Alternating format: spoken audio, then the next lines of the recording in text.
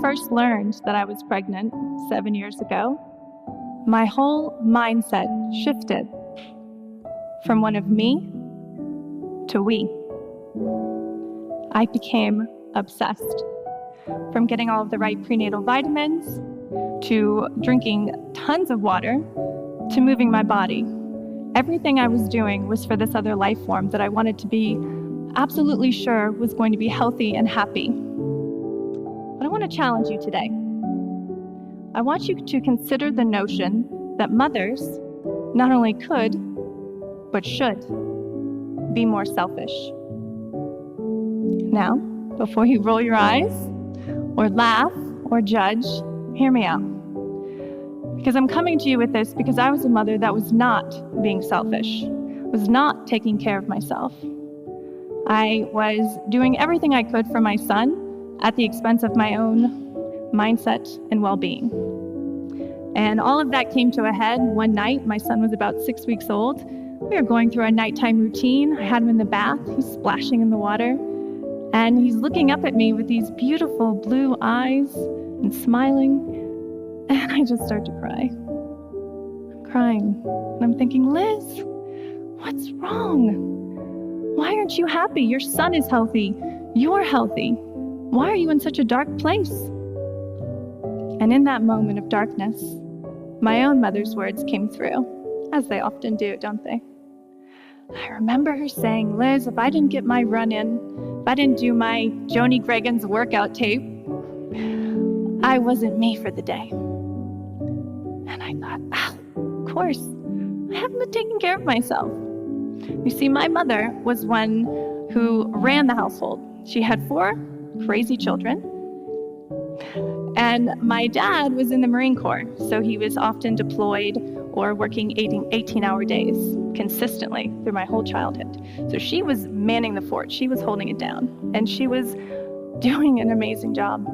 She was always such a light, a source of positivity and fun and engagement.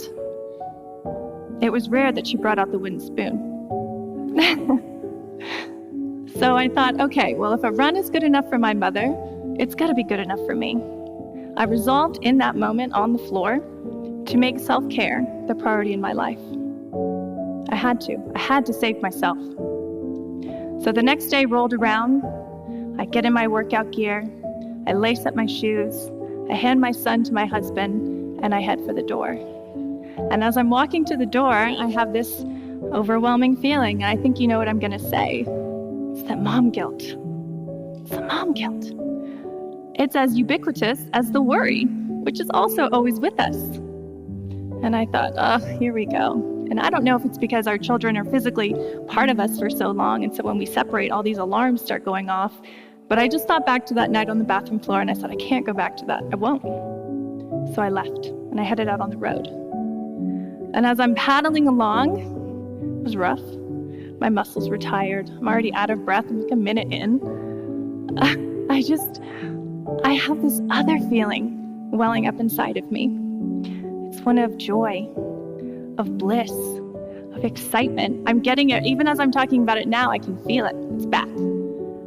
And I was back with that person that has been with me from my first breath and will be there with me at my last breath. I was back with her. And it was magic. And I thought, okay, I'm on to something.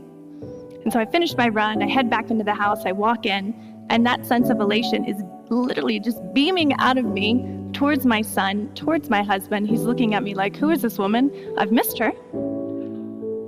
But I knew this was it.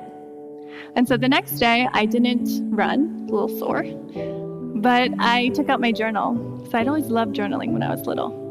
So I'm writing, and I thought it would be a 5-minute practice. It turned into 20.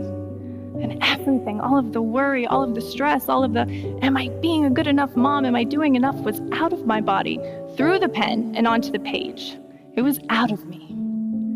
And after I was done, I felt that lightness again. I felt that joy again. And then I was off, with the rest of my day. I was like, okay, this is what I need to do to feel whole and ready for the day. And I know not all mothers struggle with this. My mom obviously instinctively knew what she had to do to fill her cup. Another woman that I interviewed on my podcast, her name was Jo. She became pregnant when she was 16, and she was kicked out of the house. She was on her own with a new baby. And through that struggle, she developed her own self-care practices. She meditates, she says daily positive affirmations, and she works out. And her son is grown and out of the house, and she still does these things each and every day.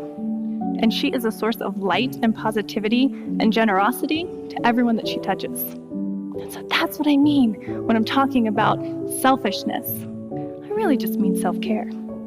And you don't have to change your whole life to do it. It can be done in as little as 5 minutes a day.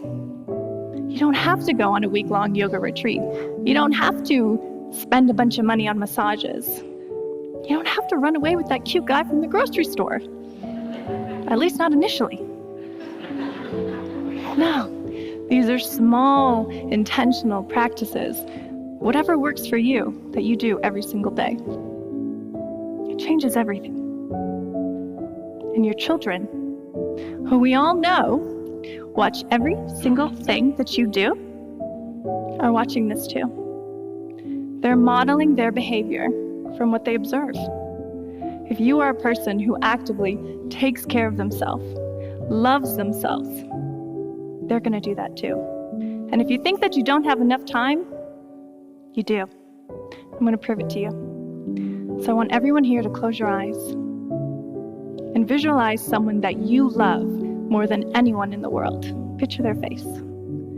Feel the emotion that you have towards them. Now I want you to imagine 5-year-old you, maybe running around the aisles in this theater. Call that child over to you and have them sit in your lap.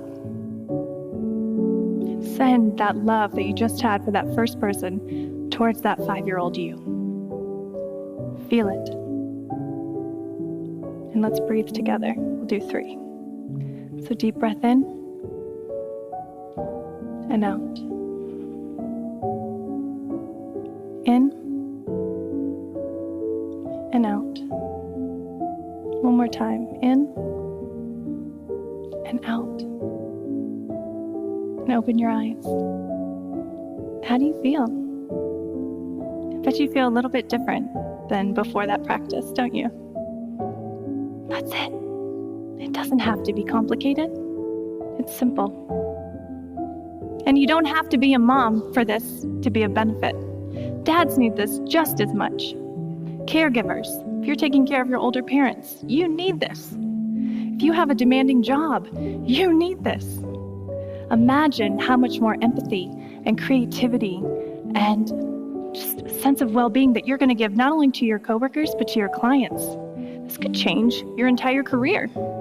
An idea that you would have during a meditation or a journal session could propel your career in ways you have no idea. I mean, it's that magical. It's that impactful. It's not woo-woo.